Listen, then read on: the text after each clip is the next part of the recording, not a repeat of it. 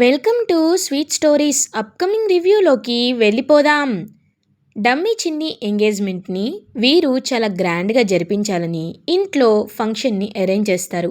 అదంతా చూస్తున్న రుద్ర, నువ్వు ఎంతైనా చేయొచ్చు, కానీ అది ఒక మంచి ఇంటెన్షన్తో చేయాలి, కానీ చెడు ఇంటెన్షన్తో చేయకూడదు.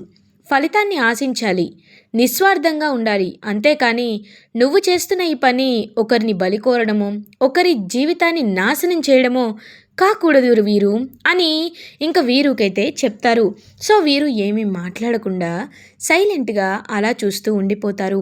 ఇది ఇలా ఉండగా విశ్వనాథం, సుధా అండ్ డమ్మీ చిన్ని అలియాస్ జయ ముగ్గురు రెడీ అయ్యి కిందకి వస్తారు. అదంతా చూస్తూ పైడిరాజు అండ్ లక్ష్మి ఇద్దరు మాట్లాడుకుంటూ ఉంటారు. ఏంటయ్యా, ఈ దారుణాన్ని నేను చూడలేకపోతున్నాను. కూతురు కాకపోయినా ఆ హోదాలో ఉండి చూడండి ఎంత ఘనంగా పెళ్ళి జరిపించుకుంటుందో, ఎంగేజ్మెంట్కే ఎంతలా గ్రాండ్గా జరుగుతుందో అని అంటారు. అవును, కరెక్టే, కానీ ఎందుకు నువ్వు కంగారు పడుతున్నావు? తెలిసే రోజు ఏదో ఒకటి వస్తుందిలే లక్ష్మి, నువ్వేం కంగారు పడొద్దని చెప్పి పైడిరాజు అంటారు. సో ఇంకా అలా అందరూ కలిసి బయలుదేరుతుంటే వెంటనే సుధా అంటారు, ఒక్క నిమిషం, ఏవండి, మనం వెళ్ళేటప్పుడు స్వీట్స్ తీసుకువెళ్తే బాగుంటుంది కదా, వెళ్ళక వెళ్ళక చాలా రోజులకు పుట్టింటికి వెళ్తున్నాం కాబట్టి అని అంటుంది. అవును నాన్న, అమ్మ చెప్పింది కరెక్టే కదా అని అంటుంది జయ. సరే, ఫ్రూట్స్ తీసుకుందాంలే, స్వీట్స్ తీసుకుందాం అని చెప్పి ఇంకా స్వీట్ షాప్ దగ్గర స్వీట్స్ తీసుకుంటూ ఉంటే కరెక్ట్గా అక్కడే స్కెచ్ ఆర్టిస్ట్ రామనాథం అయితే కనబడతారు. ఇంకా రామనాథం అయితే వీళ్ళని చూసి, అదేంటి ఈ అమ్మాయి వాళ్ళ కూతురని వేరే వాళ్ళకి పరిచయం చేస్తున్నారు, నేను గీసింది వేరే అమ్మాయి కదా, తను గంగ, తను ఆ రోజు కనబడిన అమ్మాయి కదా, ఈ అమ్మాయి అంటున్నారేంటి? వీళ్ళని ఫాలో అయ్యి వీళ్ళు ఎక్కడికి వెళ్తున్నారో తెలుసుకొని వెంటనే వీళ్ళ దగ్గరికి వెళ్ళి నిజాన్ని చెప్పాలి అని చెప్పి చాలా గట్టిగా ఫిక్స్ అవుతారు. సో వెంటనే ఇంకా బయలుదేరుతారనమాట. ఆ స్కెచ్ ఆర్టిస్ట్ రామనాథం కూడా విశ్వనాథం కార్ని ఫాలో అవుతూ. ఇది ఇలా ఉండగా జయ ఎంగేజ్మెంట్కి ఇంకా పట్టు చీరనైతే ఇస్తుంది శకుంతల. చూడు, ఇది చాలా కాస్ట్లీ పట్టు చీర, నువ్వు ఇది జీవితంలో ఎప్పుడు చూసుండవు, ఎందుకంటే నువ్వు ఒక అనాథవి కదా, కాబట్టి ఇప్పుడు ఇలాంటి కాస్ట్లీ పట్టు చీర కట్టుకొని రెడీ అవ్వు అని అంటుంది. చూడండి, మీరు నన్ను ఇలా అనడం కరెక్టో కాదో నాకు తెలీదు, కానీ శారీ మాత్రం చాలా బాగుంది అని చెప్పి ఆశగా చూస్తూ ఉంటుంది. అప్పుడే ఇంకా విశ్వనాథం ఇదంతా దూరం నుండి చూస్తూ, అసలు తను నా కన్న కూతురేనా? ఎందుకంటే నాకు ఎంత ఆత్మాభిమానం ఉంటుందో నా కూతురికి కూడా అంతే ఆత్మాభిమానం ఉండాలి అని నేను అనుకుంటాను. కానీ తనేంటి, ఆవిడంత మాట అన్నా ఏమీ పట్టనట్టు థ్యాంక్స్ చెప్పింది అని ఆలోచనలో పడతారు విశ్వనాథం. ఇంకా అలా జయాని అందరూ కలిసి హ్యాపీగా రెడీ చేస్తూ ఉంటే అప్పుడే ఇంక ఎంగేజ్మెంట్కి కూర్చోపెట్టి తనతో పూజ చేపిస్తూ ఉంటే అదే టైంకి ఈ స్కెచ్ ఆర్టిస్ట్ రామనాథన్ రావడం వీరు చూసేస్తాడు. చూసి ఒక్కసారిగా షాక్ అవుతాడు. మీరేంటి ఇక్కడ అని అడుగుతారు. వామ్మో, ఇతను ఉంటాడని అస్సలు ఎక్స్పెక్ట్ చేయలేదు, ఇతనేంటి ఇక్కడ ఉన్నాడు అని చూస్తూ ఉంటారు. అప్పుడే చేతిలో స్కెచ్ చూసి, ఏంటి స్కెచ్, ఎందుకు తీసుకొచ్చారని చూసేసరికి అందులో గంగా ఫోటో ఉంటుంది. ఒక్కసారిగా వీరు షాక్ అయిపోతాడు. ఏంటి, గంగా ఫోటో తీసుకొచ్చారు? ఓ, గంగే కన్న కూతురని చెప్పడానికి వచ్చారా? అంటే నేను పెట్టిన భయం మిమ్మల్ని వదిలేసింది అన్నమాట, అదేనా అని చెప్పి ఇంకా అతన్ని రౌడీలకు చెప్పి ఒక ప్లేస్లో కిడ్నాప్ చేయించి ఉంచుతారు. ఇంకా వీరు అయితే లోపలికి వచ్చేస్తాడు. గంగా ఏమో వీరుని చూస్తూ ఉంటుంది. ఏంటి ఈయన ఇలా ఉన్నాడని చెప్పి ఇంకా అలా చూస్తూ ఉంటుందన్నమాట. అప్పుడే గంగా అయితే ఇంక రుద్ర గంగ దగ్గరికి వచ్చి, ఏంటి, ఏం ఆలోచిస్తున్నావు అని అడుగుతారు. అబ్బే ఏం లేదు సార్ అని చెప్పి గంగ అక్కడిని వెళ్ళిపోతుంది. ఏమైంది, ఈ వీరు ఎందుకు ఇలా ఉన్నాడు, అసలు ఏం జరుగుతుంది అని ఆలోచనలో పడతారనమాట. అలా వెంటనే ఇది ఇలా ఉండగా జయ అలా పూజ చేసిన తర్వాత పెళ్ళికొడుకు ఫ్యామిలీ అయితే వస్తారు. పెళ్ళికొడుకు ఫ్యామిలీ వీరు దగ్గరికి వచ్చి, సార్ మీరు చెప్పారు కాబట్టే మాకు ఇంత మంచి సంబంధం వచ్చింది సార్ అని అంటారు. రే, గుర్తుపెట్టుకో, ఇది నేను నీకు ఇస్తున్న లైఫ్ కాబట్టి నా చెప్పు చేతుల్లోనే ఉండాలి, లేదు కాదు అని అత్యాశకు పోయావనుకో నిన్ను చంపి. సార్ వద్దు సార్, నేను రోడ్డు మీద ఖాళీగా తిరిగేవాడిని, అలాంటిది నాకు కోట్ ఇచ్చి ఇదిగో కోట్ల ఆస్తిగా ఉన్న అమ్మాయిని ఇచ్చి పెళ్లి చేస్తానంటున్నారు, అంతకుమించి నాకేం కావాలి సార్, నాకేం కావాలి, నాకేమీ వద్దు, మీరు చెప్పినట్టే చేస్తాను సార్ అని అంటారు. గుడ్, లోపలికి వెళ్ళి అని చెప్పి ఇంకా లోపలికైతే తీసుకువెళ్తారు. ఈ అబ్బాయి హైదరాబాద్లో ఎంఎన్సీలో ఓన్ ఎంఎన్సీ స్టార్ట్ చేశాడు. ఇతనికి చాలా బాగా జీతం వస్తుందని చెప్పి, చాలా బాగా ప్రాఫిట్స్ వస్తాయని చెప్పి ఇంకా మ్యారేజ్ బ్రోకర్ అయితే వాళ్ళతో చెప్తూ ఉంటాడు. సో జయ కూడా వావ్, అయితే ఇతను బాగా ఉన్నవాడనమాట, నాకెంత హ్యాపీగా ఉందో అని మనసులో అనుకుంటుంది. కానీ వాట్స్ ద రియాలిటీ ఈజ్ వాడి దగ్గర రూపాయి కూడా ఉండదు. ఇదంతా వీరు సెట్ చేసిన ఒక ఇల్యూజనరీ ట్రాప్ అనమాట. ఆ విషయం జయాకి తెలీదు. జయ వాళ్ళు ఉన్నవాళ్ళు కాదు, ఒక అనాథ, తను ఒక అనాథ అని చెప్పి ఈ ఫేక్ పెళ్ళికొడుకుకి కూడా తెలీదు. సో ఇద్దరికీ అలా సెట్ చేసేస్తాడు వీరు. ఇంకా అలా పూజ జరిపిస్తూ ఉంటే కరెక్ట్గా వీరుకి టెన్షన్గా ఫోన్ కాల్ వస్తుంది. వెంటనే వీరు బయటకు వస్తాడు. ఏంట్రా అని అంటాడు. అన్నా, ఆ ముసలోడు స్ప్రో కోల్పోయాడన్నా అని అంటారు. రేయ్, నీళ్లు కొట్టి లేపండి, కానీ చేతులు కలు కట్టేయండి, అర్థమైందా అని అంటారు. అర్థమైందన్నా అని చెప్పి వెనక్కి చూసేసరికి ఇంకా రుద్ర అయితే వాళ్ళ మాటలు వింటాడు.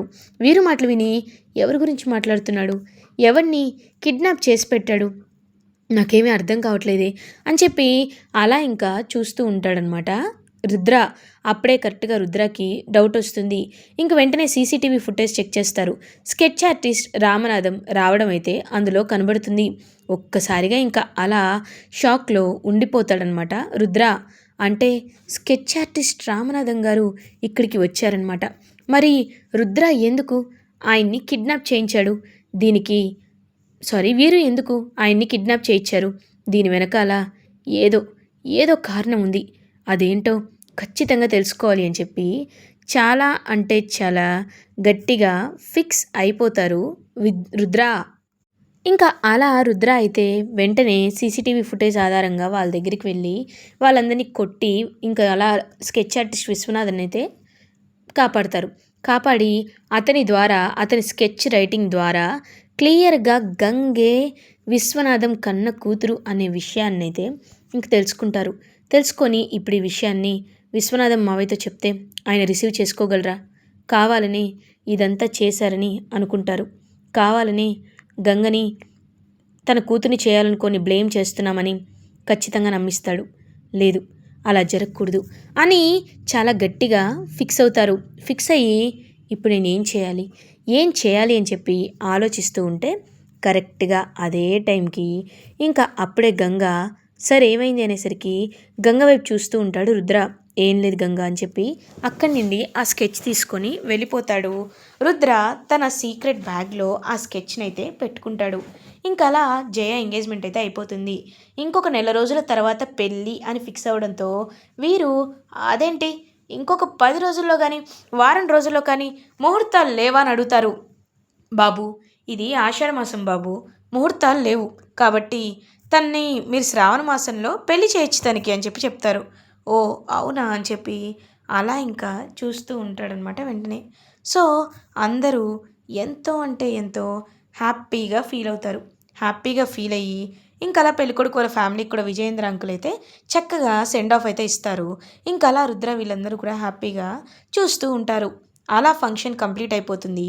ఇంకా వెంటనే గంగ దగ్గరికి వస్తారు రుద్ర. గంగ, ఇన్ని రోజులు నేను నీకు చెప్పింది వేరు, కానీ ఇప్పుడు చెప్తుంది మాత్రం వేరు గంగ. నువ్వు నా మాటల్ని సరిగ్గా గుర్తుపెట్టుకోవాలి, సరేనా అని అంటారు. ఏం సార్, ఏంటి కొత్తగా మాట్లాడుతున్నారు, మీరు దేని గురించి మాట్లాడుతున్నారు అని అడుగుతుంది. గంగా, ఈ బాక్సింగ్ పోటీల్లో ఇన్ని రోజులు నువ్వు గెలవడం అనేది కేవలం నా కల మాత్రమే, కానీ ఇప్పుడు గెలవడం అనేది నీకు ముఖ్యం గంగా, ప్యూర్గా ముఖ్యం. నువ్వు ఖచ్చితంగా గెలవాలి, గెలిచి తీరాలి. ఇది నిజంగా జరగాల్సిందే అని అంటారు. ఒక్కసారిగా ఇంక గంగ అలా చూస్తూ ఉంటుందన్నమాట రుద్ర వైపు. సార్ ఎందుకు సార్ ఇలా చెప్తున్నారని అంటుంది. నేను నీకు తర్వాత చెప్తానన్నాను కదా, నువ్వు మాత్రం బాగా ప్రాక్టీస్ చేయ గంగా అని గంగని ప్రాక్టీస్ చేయమని చెప్పి ఇంకా అలా ఫుల్గా ట్రైనింగ్ ఇస్తూ ఇటువైపు విశ్వనాథం ట్రైనింగ్ ఇస్తూ ఇటు రుద్ర కూడా ట్రైనింగ్ ఇస్తూ షార్ప్ నైఫ్ లాగా తయారు చేస్తారు గంగాని ట్రైనింగ్లో. ఇదంతా చూస్తూ వీరు అనవసరంగా 1 మంత్ పెళ్ళి పోస్ట్ పోన్ అయింది. ఈలోపు ఈ గంగని ఎలా అయినా పక్కకి తప్పించాలి అంటే ఏం చేయాలి అని చెప్పి ఇంకా అలా వీరు అయితే ఆలోచిస్తూ ఉంటాడు. కరెక్ట్గా అప్పుడే ఇంకా గంగ అయితే అలా వస్తూ ఉంటుందన్నమాట. ఇప్పుడు బాక్సింగ్ ప్రాక్టీస్లో గంగ కాళ్ళు విరిగిపోతే అప్పుడు ఖచ్చితంగా గంగ బాక్సింగ్ ప్రాక్టీస్ చేయలేదు కదా, కాబట్టి గంగని ఎలా అయినా పడిపోయేలా చేస్తా అని ఇంకా అలా గంగ దగ్గరికి వెళ్ళి గంగని పడిపోయేలా చేయాలని ప్లాన్ చేసిన వీరుకి అతి పెద్ద షాక్ అయితే తగులుతుంది. ఎందుకంటే అటువైపుగా వస్తుంది గంగా కాదు, ప్రీతి. ప్రీతి అటువైపుగా వస్తుంది అని తెలుసుకొని ఇంకా ఒక్కసారిగా అలా షాక్‌లో ఉండిపోతాడనమాట. వెంటనే మై గాడ్! ఇదేంటి ఇలా జరుగుతుంది? నో! ఇలా జరగకూడదని చెప్పి పరిగెత్తుకుంటూ వెళ్ళాలనే లోపు ఇంకా ఒక్కసారిగా పడిపోతున్న ప్రీతిని పట్టుకుంటాడు రుద్ర. అన్నయ్య అని అంటుంది. ఏమ్మా ఏమైంది? చూసుకోవాలి కదా అని అంటారు. తెలియలేదన్నయ్య అని అంటుంది. సరే నువ్విప్పుడు డెలివరీకి రెడీగా ఉన్నావు కాబట్టి కాస్త జాగ్రత్తగా ఉండాలమ్మా అని చెప్పి తననైతే అలా పంపించేస్తారు. వెంటనే వీరు దగ్గరికైతే వస్తాడు. వీరు తలదించుకుంటాడు. నీకు నేను మొన్నే చెప్పాను కదా వీరు. ఏం చెప్పాను చెప్పు నీకు? నువ్వు మంచి చేస్తే నీకు మంచే వస్తుంది. నువ్వు చెడు చేస్తే నీకు చెడే జరుగుతుంది. ఇప్పుడు నేనున్నాను కాబట్టి నా చెల్లెల్ని కాపాడుకున్నాను. లేకపోతే ఏం జరిగేదో తెలుసా నీకు అని అంటారు. అంటే అననేలోపు ఇంకా నువ్వు కవర్ చేసుకోవాలని ట్రై చేయొద్దు. నేను చెప్పింది నీకు అర్థమైందనే అనుకుంటున్నాను అని చెప్పి ఇంకా అలా అక్కడి నుండి అయితే వెళ్ళిపోతాడు. వెంటనే ఇంకా అలా వీరు పశ్చాత్తాపంలో కుమిలిపోతాడు.